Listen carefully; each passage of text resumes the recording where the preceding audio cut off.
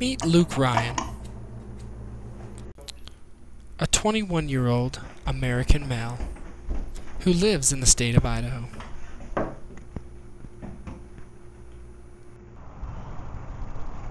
See, to the untrained eye, Luke Ryan may seem like the average American.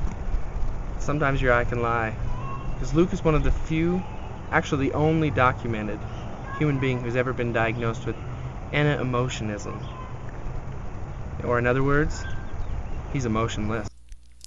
Luke was kind enough to allow me to spend a couple of days with him and take a look inside of his world, the world without emotions. During this time, I got to know Luke to be a different sort of human than I had been used to encountering in my life. I have to admit, at beginning, I was skeptical about his condition and his diagnosis, but after spending some time with him, I learned it to be true.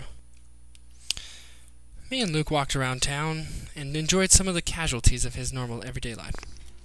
After a short time on the town and getting to know Luke, it was time to get down to business, and as we went back to his home to discuss life, love, and feeling in a world that seems to be void of that. Now, Luke, tell us a little bit about you growing up. What was Luke Ryan like as a child? Well, as a child, I was different from other kids.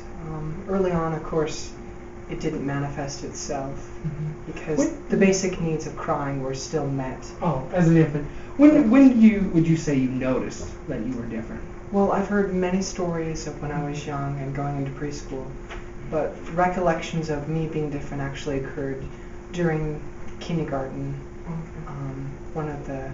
In the fall semester of kindergarten, I remember my teacher distinctly wondering why I wasn't concerned about when my parents left, and I told her that I had, in simpler terms, basically that I knew my parents were coming back.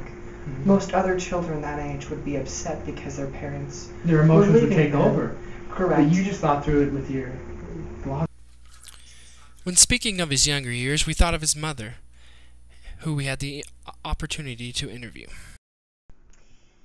It has been very challenging for me to parent a child who's not capable of feeling emotion. I'm really ashamed to say that by Luke's 8th birthday, no relatives would any longer attend his birthdays or, like at Christmas, giving presents. They were so frustrated with his lack of gratitude or any emotion towards them. And I have to admit that I experienced a turning point once too. On his 8th birthday, after I got all his friends home and was putting him to bed that night, as I kissed him goodnight and said, "I love you," he just emotionally rolled over, and I lost it. I just lost it. I started screaming at him and asking him, why couldn't he just show me a little bit of love? I said, just hug me. In high school, you went on to college, and I believe you got a degree, did you not? That's correct. I dual majored.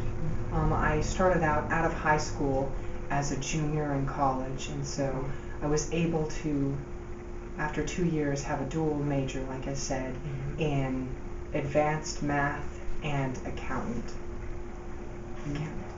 So you went into accounting. Accountant. That's interesting. So you're more of a numbers kind of person. That's correct. What was college like when everyone was out partying and dating and seeking maybe marriage or a more sound relationship? How was that for you when people approach you and offer that they're out there for you, that they're interested in you, having a relationship with you? It's a part of society and of the human experience that I just don't quite grasp. I don't understand that. And while I do have hormones and I do consider certain specific desires of attraction towards people, I don't think those relationships need to extend to any temporary or permanent fixation.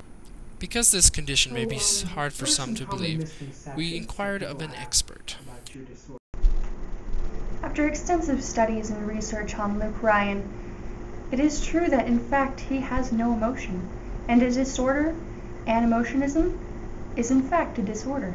Is there anything that you would like for people to know? What should they learn from this? I think it's important, first of all, that people know that my disorder is in fact a disorder. It's You're not making something- it up. It's diagnosed. Correct. I've been to several emotional therapists, and all of them have concluded that it is a disorder. So what I've learned from Luke over the last couple of days is that our emotions do matter, and that our friends and family do need to know how we feel, or else we'll become like robots to them.